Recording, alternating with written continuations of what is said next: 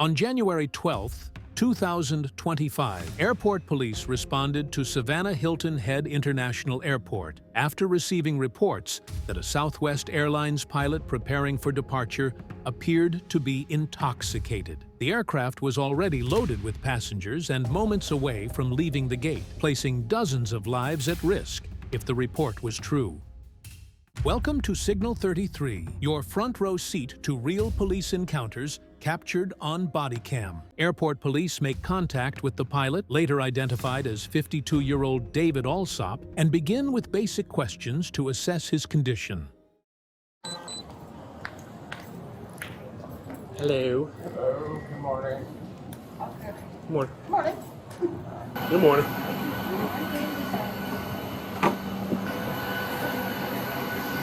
Good morning, sir. Morning. How are you? You doing okay? Yeah, fine. When was the last time you had something to drink?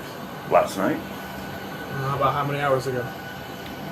like 10 hours ago, at least. How many drinks did you have? Had a few beers. That's it. Define a few beers. Like 3. Okay. Yeah. What'd you drink? Light beer. Miller Lite. No light? Yeah. Anything else? Nope. Would you be willing to provide field sobriety with me right now? No. Why not? There's no need. Well, I can smell an odor consistent with an alcoholic beverage. Oh, sorry. Okay. These. What is that? Rose. Do you have any fresh ones that haven't been in your mouth? Yeah. When asked about alcohol use, Allsop admits he drank the night before, saying he had a few beers approximately 10 hours earlier. His answers are vague, and officers quickly report detecting a strong odor of alcohol coming from him.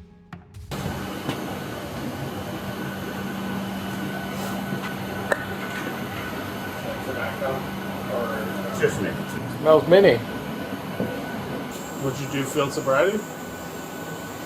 Sure. I'm gonna do the eyes Second. first. Just watch it, because obviously I know you're not certified, so like I have to I'll do watch it, but it just for- watch for clues Okay. and stuff.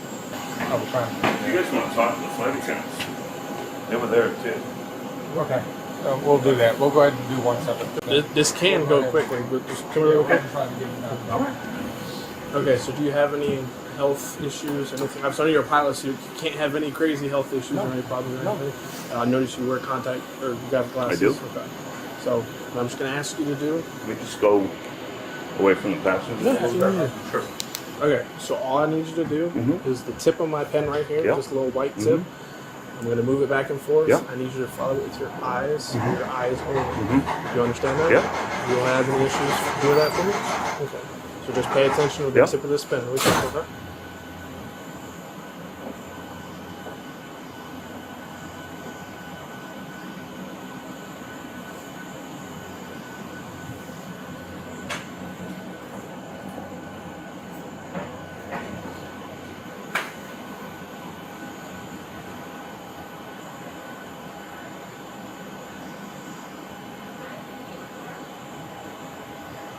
The first sobriety test administered is the horizontal gaze nystagmus test. Officers observe that Allsop struggles to keep his head still and that his eyes do not track smoothly, which are common indicators of impairment. He is then asked to perform the walk and turn test.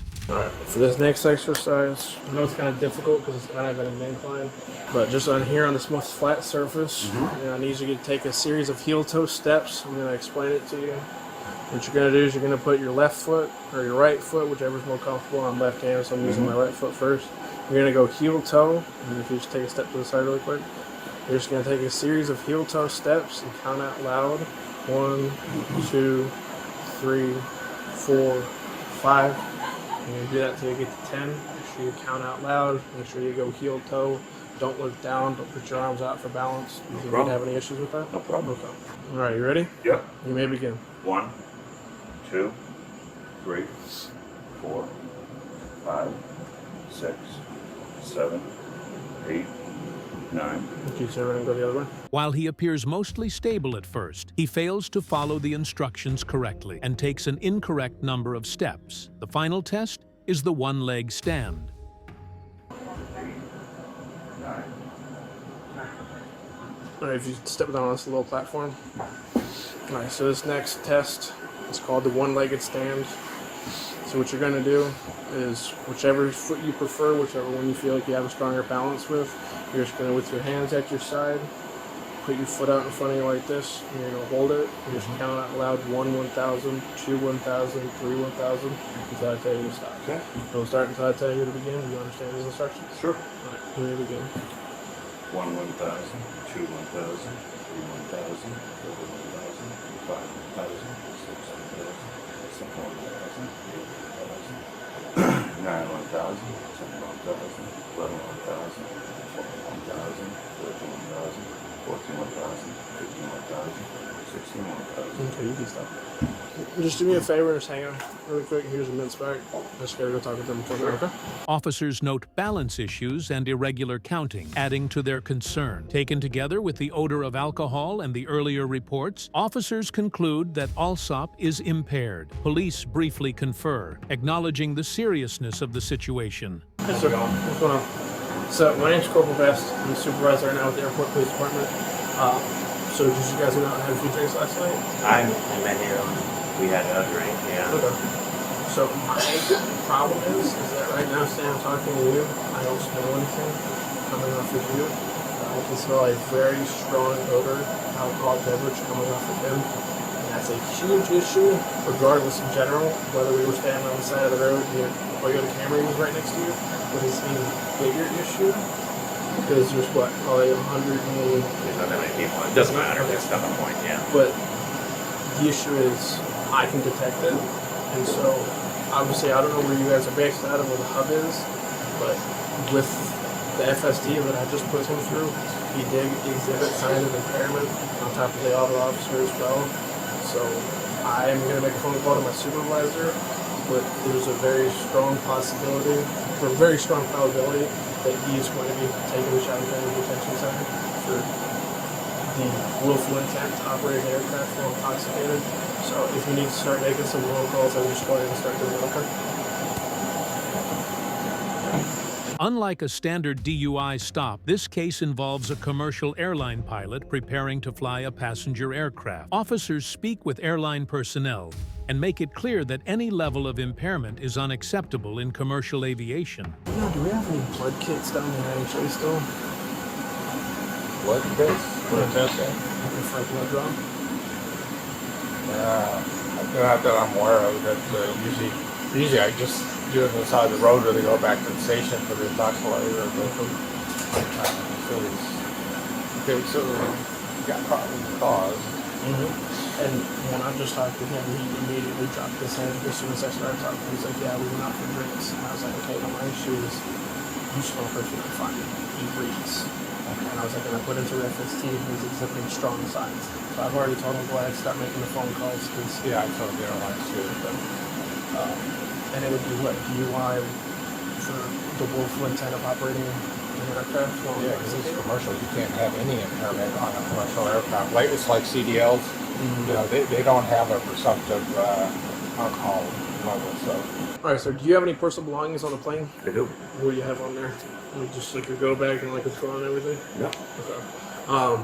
So my issue is I'm trained in standardized field sobriety, and you've exhibited strong signs. And even after speaking with your first pilot, like the issue is, would you agree to a blood draw to test your blood alcohol content? No. Okay. Well, the issue is when you agreed to the field sobriety, you exhibited the symptoms, and if you're refusing to a blood draw, that's DUI less safe for the willful intention to operate a commercial aircraft. Seriously? Yes, sir. How did I fail? I did everything.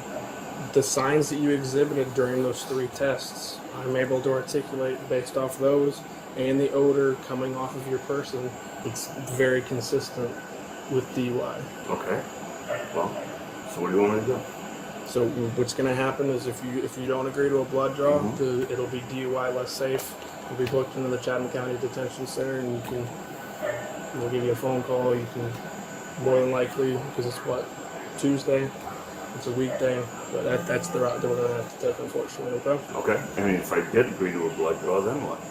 I mean, that's just it's part of the ongoing investigation. That it's like, you know, I did my part, but it's like your blood is the non-negotiable. Like that'll prove whether or not it is what it is.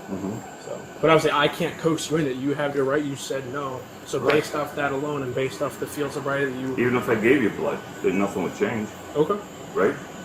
That is your willful choice that you were willing to make, but based off the calls that we received stating that people down in TSA could smell what smelled like alcohol coming off of your breath, and they're not trained. I am trained in odor and alcohol impairment. That's fine. I mean, nothing's going to change your mind.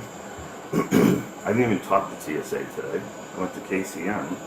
It's operated by TSA. Right. Okay. So, all right. I'll get my stuff. Like, whatever you gotta do. Okay. My officer is gonna grab your stuff. If you don't mind, we're just gonna head up to the patrol car, so that way we don't have to do all in front of the public eye. As long as you just be cool, I'll be cool. Oh, absolutely. So, like, yeah, I'd like to, take care of the stuff myself. yeah, if you would like to, we can do that. Yeah.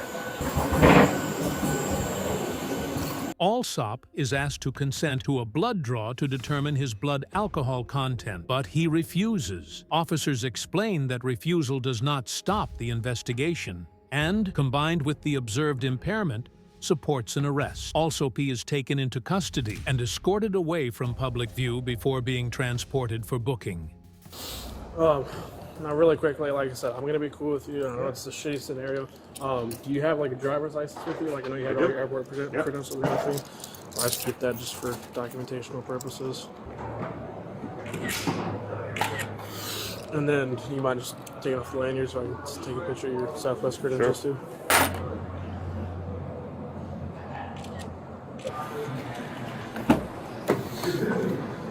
So you can just stand face away from me. Okay, hang on, before you sit down, just place your hands behind your back for me, palms up.